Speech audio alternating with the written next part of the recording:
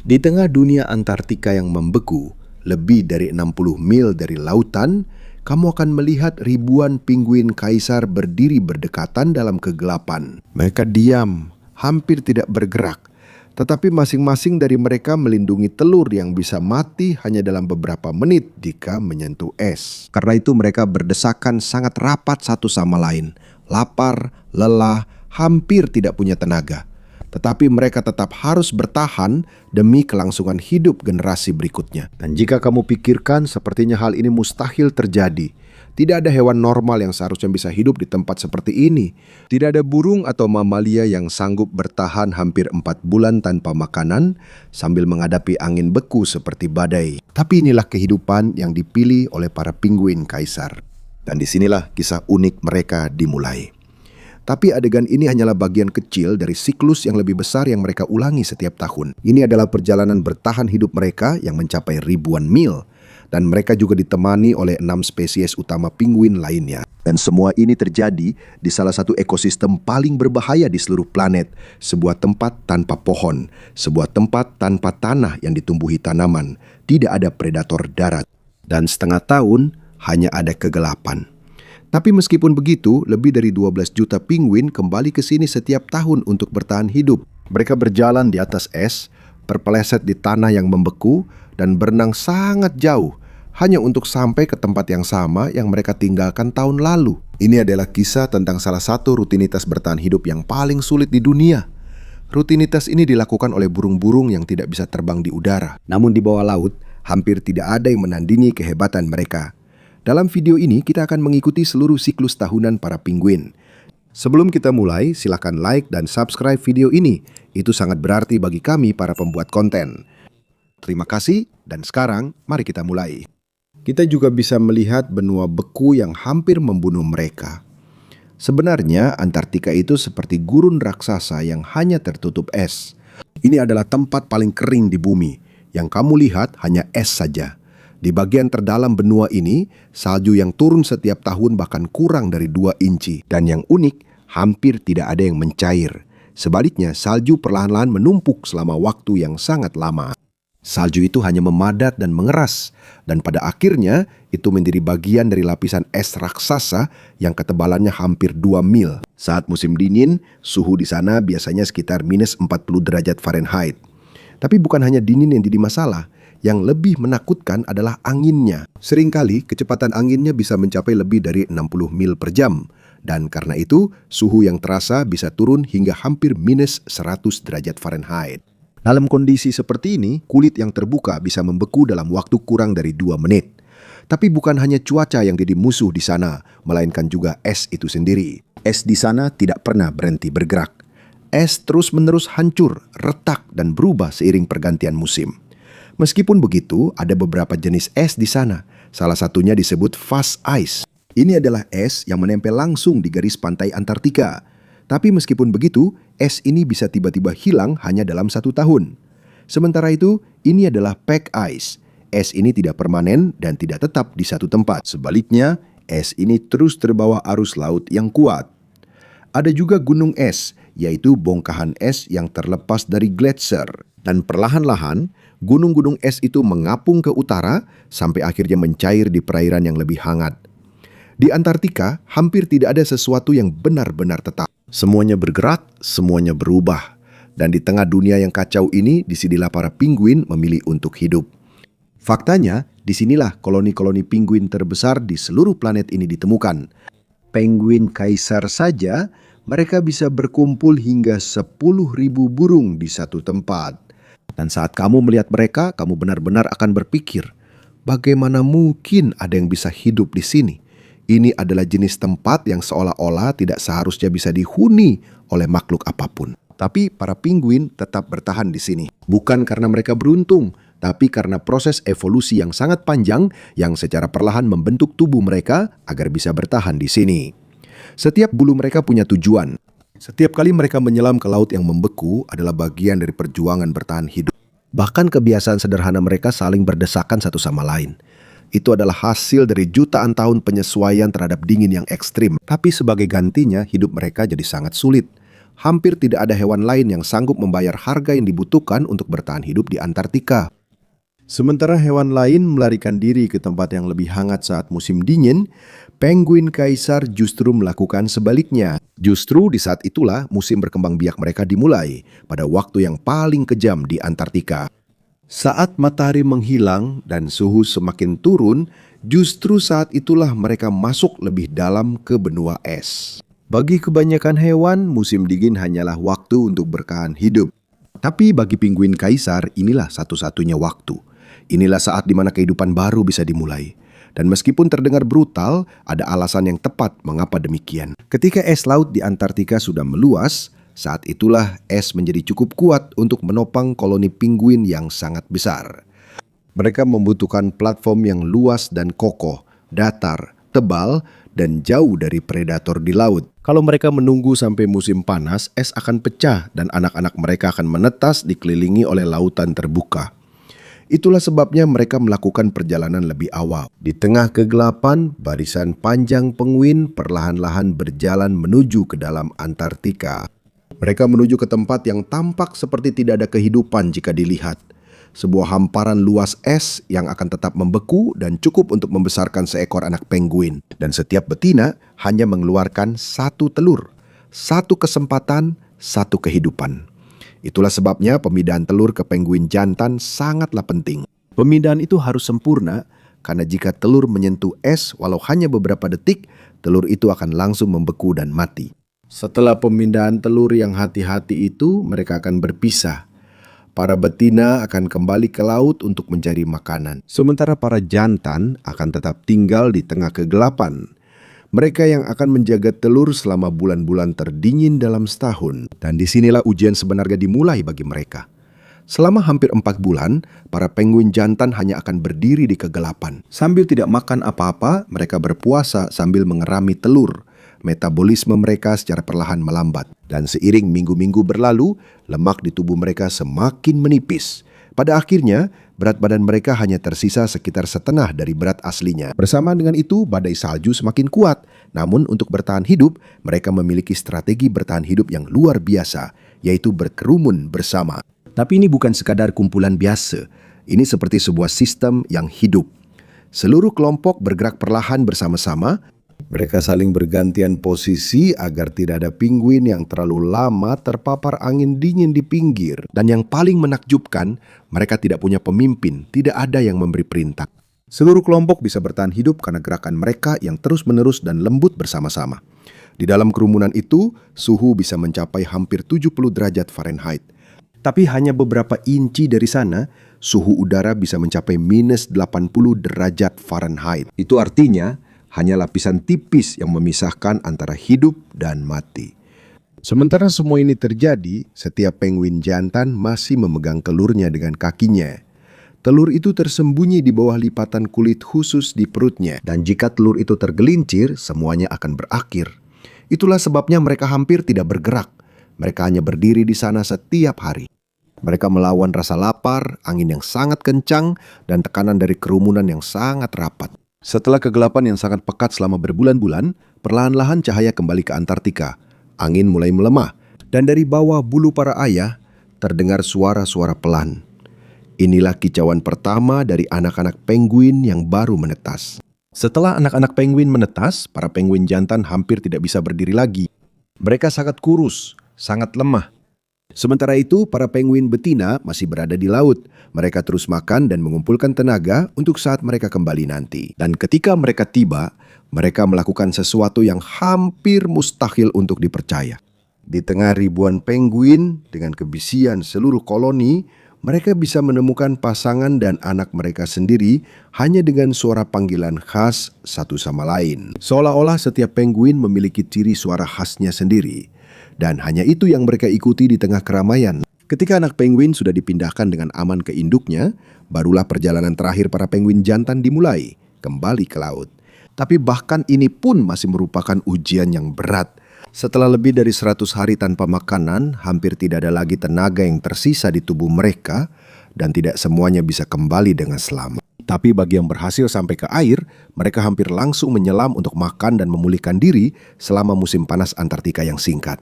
Bagi mereka, bagian tersulit sudah berakhir. Namun bagi anak-anak burung yang baru menetas, disitulah perjuangan sebenarnya baru dimulai. Karena mereka lahir di tempat terdingin di seluruh bumi, es perlahan mulai mencair. Lautan seolah-olah terbangun kembali. Pergerakan planet ini pun berubah. Bumi sedikit miring saat musim berganti.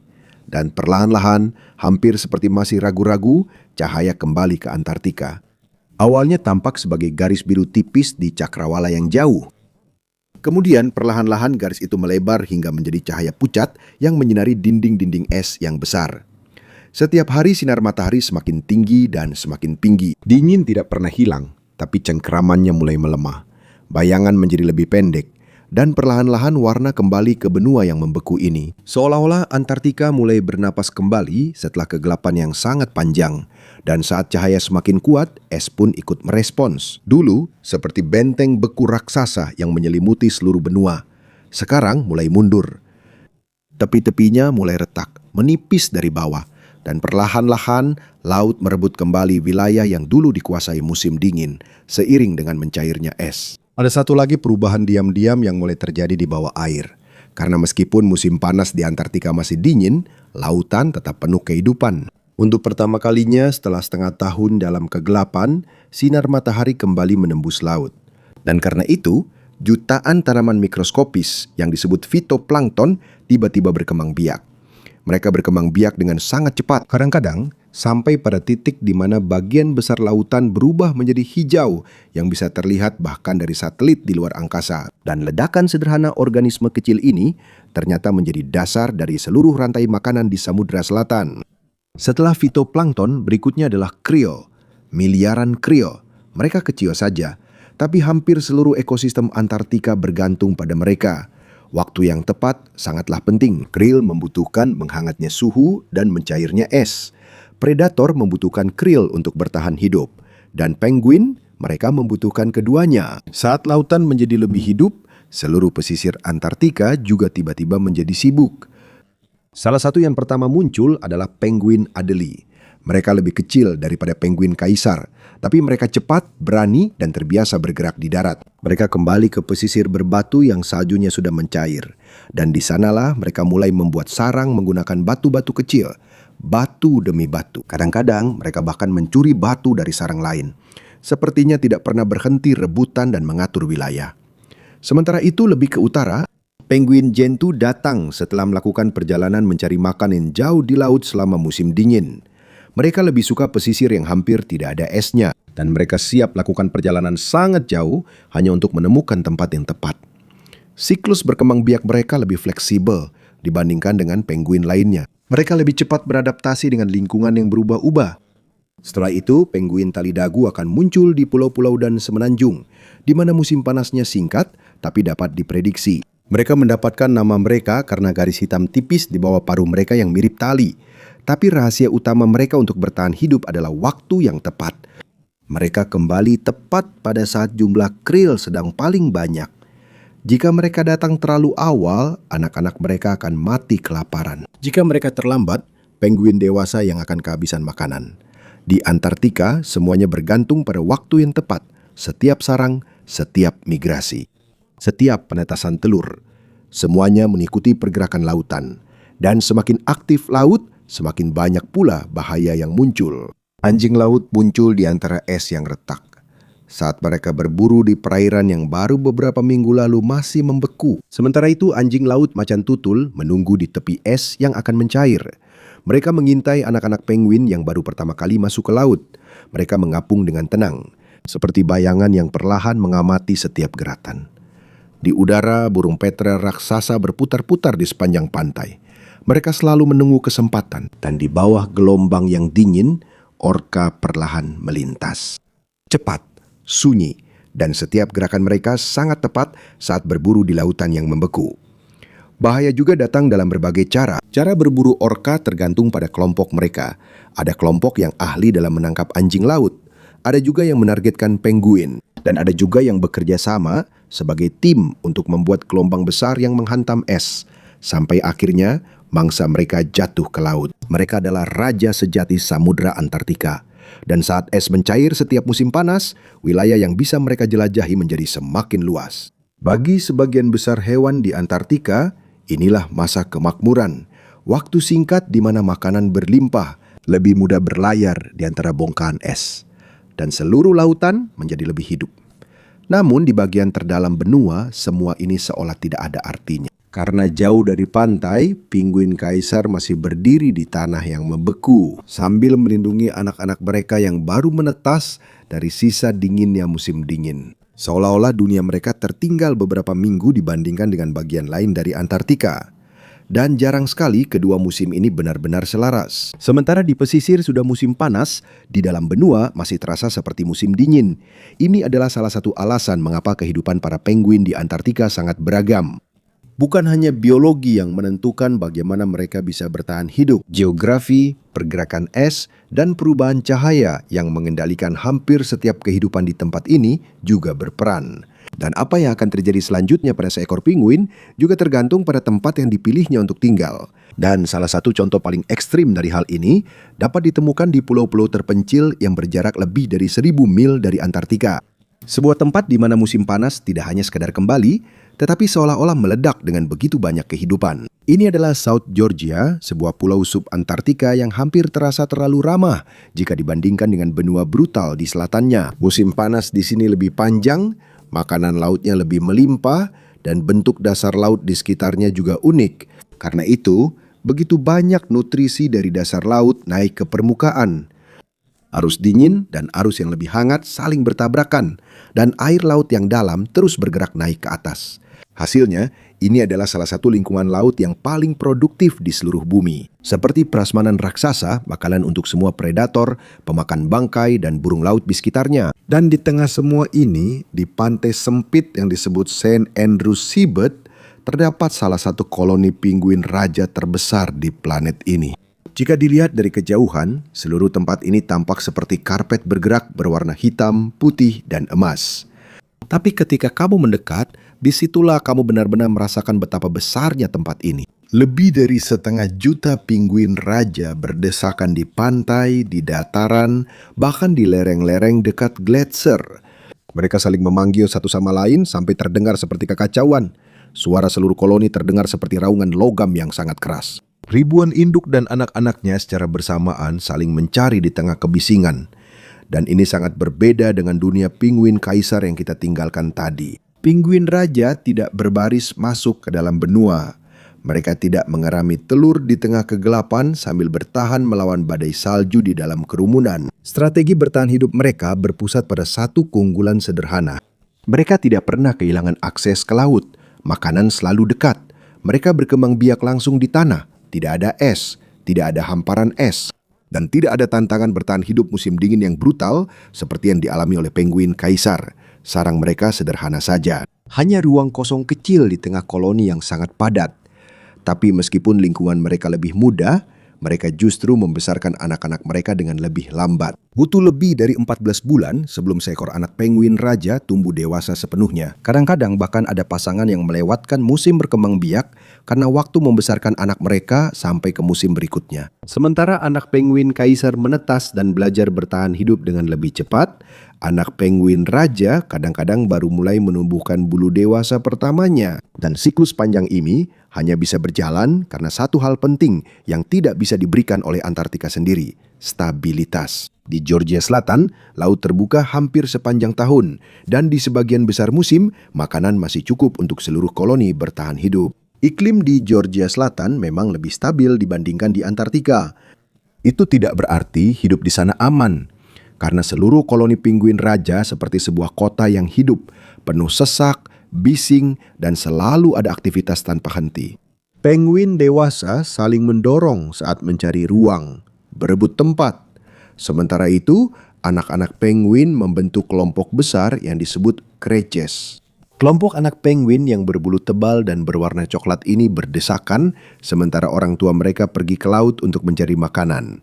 Kelompok-kelompok ini sangat berisik, kacau, dan mereka selalu berubah posisi saat anak-anak penguin yang lapar saling mendorong, berharap bahwa yang kembali berikutnya adalah orang tua mereka sendiri. Sementara itu, penguin dewasa terus menyelam di lautan untuk menangkap ikan lentera, cumi-cumi, dan krill. Inilah bahan bakar yang menggerakkan seluruh ekosistem di tempat ini. Tapi jika kehidupan melimpah, pasti juga ada banyak predator. Di pinggiran koloni, burung skua mondar-mandir sambil mencari telur atau anak penguin yang ditinggal tanpa pengawasan. Di atas, burung petrel raksasa terbang dengan tenang sambil mengamati seluruh koloni, mencari penguin yang lemah atau terluka. Dan di tepi laut, anjing laut bulu dan anjing laut gajah menunggu satu gerakan yang salah dari penguin manapun yang lambat atau ragu-ragu. Di kejauhan di laut, orka melintas dengan cepat saat mereka berburu bersama-sama. Terkadang mereka mendorong penguin ke bagian air yang lebih dalam dan lebih berbahaya. Namun meskipun begitu, penguin raja tetap bertahan hidup. Bukan karena daya tahan luar biasa seperti penguin kaisar, tetapi karena jumlah mereka yang banyak dan kecepatan mereka bergerak. Dan karena begitu banyak makanan di air yang mendukung mereka, strategi mereka pun sederhana. Besarkan anak-anak mereka secara perlahan. Beri mereka makan secukupnya dan tetap hidup sampai musim berikutnya tiba lagi. Meskipun Antartika dikenal sebagai benua es, wajah kawasan di tepian Samudra Selatan sangat berbeda. Alih-alih hanya ladang es, di sini terdapat campuran pulau, tebing, padang rumput, dan pantai berbatu. Tempat para penguin berjuang untuk bertahan hidup di tempat-tempat yang tampaknya mustahil untuk dihuni. Ini bukan koloni besar penguin kaisar di tengah tepi. Dan ini juga bukan koloni penguin raja yang sangat padat di Georgia Selatan. Ini adalah dunia-dunia yang lebih kecil, terpisah-pisah, lebih berangin, lebih curam, dan lebih cepat berubah dibandingkan tempat-tempat yang lebih dekat ke kutub selatan. Tapi yang mengejutkan, disinilah sebenarnya sebagian besar penguin tinggal. Mereka menghindari bagian terdalam Antartika. Mereka tidak suka musim dingin yang sangat panjang dan gelap. Sebaliknya, mereka bertahan hidup dengan menyesuaikan diri di berbagai bagian tepi Samudra Selatan. Bagi mereka, disinilah evolusi harus fleksibel. Semakin ke utara kamu pergi, pantainya menjadi lebih curam dan dibentuk oleh angin. Ini adalah wilayah penguin rockhopper dan cara mereka bertahan hidup itu sederhana tapi ekstrim. Mereka akan melompat ke tengah ombak yang kuat, memanjat batu-batu curam, dan membuat sarang di tempat-tempat yang tampaknya mustahil untuk dijangkau. Tapi usaha itu sepadan karena mereka terlindungi di sana dari sebagian besar predator. Ombak besar tidak bisa mencapai sarang mereka. Dan tepat di bawah mereka terdapat laut yang dingin dan kaya nutrisi. Rockhopper tidak bergantung pada es laut atau cuaca yang stabil. Mereka mengandalkan kecepatan dan kelincahan mereka. Dan itulah alasan utama mengapa mereka bisa tinggal di tempat-tempat yang hampir tidak ada penguin lain yang berani datangi. Kelangsungan hidup mereka bergantung pada gerakan yang terus-menerus dan pengambilan keputusan yang cepat. Dan untuk saat ini, kelincahan mereka lah yang membantu mereka bertahan dengan baik. Perubahan cepat terjadi di sekitar mereka. Setelah itu, landscape kembali berubah. Kepulauan Falkland terlihat hampir lebih lembut dibandingkan dengan Antartika. Ada perbukitan bergelombang, rumput tinggi, tanah gambut yang gelap dan basah, serta pantai yang panjang. Beberapa spesies penguin hidup bersama-sama di sini. Namun masing-masing memiliki cara sendiri dalam memanfaatkan tanah. Penguin Magellan misalnya menggali liang di tanah. Di sanalah mereka membesarkan anak-anak mereka di bawah tanah. Dan ketika musim sedang baik, Falklands memberikan sesuatu yang jarang ditemukan di Samudra Selatan. Musim panas yang lebih panjang dan lebih bersahabat. Dan karena itu, mereka lebih mudah membesarkan anak-anak mereka. Di pantai-pantai ini juga terdapat penguin Gentoo dan penguin rockhopper. Setiap spesies memiliki ruangnya sendiri di antara rerumputan, bebatuan, dan tepi laut. Di rantai pulau lain seperti Kepulauan Sandwich Selatan dan Kepulauan Orkney Selatan. Tantangannya berbeda lagi. Medan yang curam, es yang selalu berubah, dan badai yang tidak dapat diprediksi. Di sini, penguin makaroni yang mendominasi. Koloni mereka menempel di lereng yang lebih basah dan licin, seolah-olah tidak mungkin untuk dihuni. Tapi meskipun begitu, ribuan penguin masih bisa membesarkan anak-anak mereka di sana setiap tahun. Namun saat kehidupan mereka terus berjalan, ada perubahan besar yang perlahan-lahan mendekat. Saat ini, pemanasan di semenanjung Antartika terjadi sangat cepat. Begitu cepat, hingga bahkan para ilmuwan pun terkejut. Gletser perlahan-lahan menyusut. Pola salju pun berubah. Dan daerah-daerah yang dulunya membeku setiap musim dingin, sekarang hanya menjadi perairan terbuka. Sementara itu, pantai-pantai yang dulunya stabil sepanjang musim, sekarang runtuh atau rusak lebih awal. Dan para penguin langsung merasakannya. Penguin Adelie misalnya, sudah lama dikenal sebagai penguin es sejati. Dahulu jumlah mereka sangat banyak di semenanjung utara. Mereka mengandalkan es laut yang dapat diprediksi untuk mencari makanan, dan musim panas yang stabil untuk bersarang. Namun jika pembekuan laut terlambat, atau jika es pecah terlalu dini, seluruh jadwal berkembang biak mereka terganggu. Banyak koloni yang sudah menyusut, bukan karena mereka lemah, tetapi karena lingkungan tidak lagi mengikuti ritme yang telah mereka ikuti selama waktu yang sangat lama. Namun sebaliknya terjadi pada penguin Gentoo. Bagi mereka, perubahan adalah kesempatan. Mereka lebih suka perairan terbuka, dan mereka lebih cepat beradaptasi ketika kondisi berubah. Seiring dengan memanasnya semenanjung, mereka secara bertahap juga berpindah menjauh dari utara dan menuju bagian selatan yang lebih dingin. Tempat-tempat yang dulunya terlalu dingin bagi mereka, dan ini menunjukkan seberapa cepat satwa liar bisa berubah. Dan seberapa cepat dunia mereka sendiri juga berubah. Sedangkan penguin chinstrap, mereka seolah-olah berada di antara keduanya. Mereka tinggal di lereng berbatu di berbagai bagian wilayah. Mereka adalah pemburu yang hebat, cepat, dan efisien di air. Tapi ada satu masalah besar. Mereka sangat bergantung pada krill. Ketika jumlah krill menurun, koloni mereka juga ikut menipis. Dan disinilah terlihat perbedaan besar antara setiap spesies. Sementara ada beberapa penguin yang jumlahnya menurun, ada juga yang wilayahnya justru meluas. Semua ini terjadi secara bersamaan. Meskipun efeknya berbeda-beda pada setiap spesies, arah masalahnya tetap satu. Samudra Selatan berubah terlalu cepat dibandingkan dengan kecepatan penyesuaian banyak penguin. Ada beberapa yang bisa pindah ke tempat baru. Ada beberapa yang bisa bertahan dengan mengubah perilaku mereka. Dan ada juga yang mungkin benar-benar hilang dari tempat yang dulu pernah mereka kuasai. Karena sepanjang sejarah, penguin selalu hidup di ujung batas dunia ini. Tapi sekarang batas itu sendiri perlahan-lahan bergerak. Dan setiap spesies harus memutuskan apakah mereka masih bisa mengikuti perubahan ini atau tidak.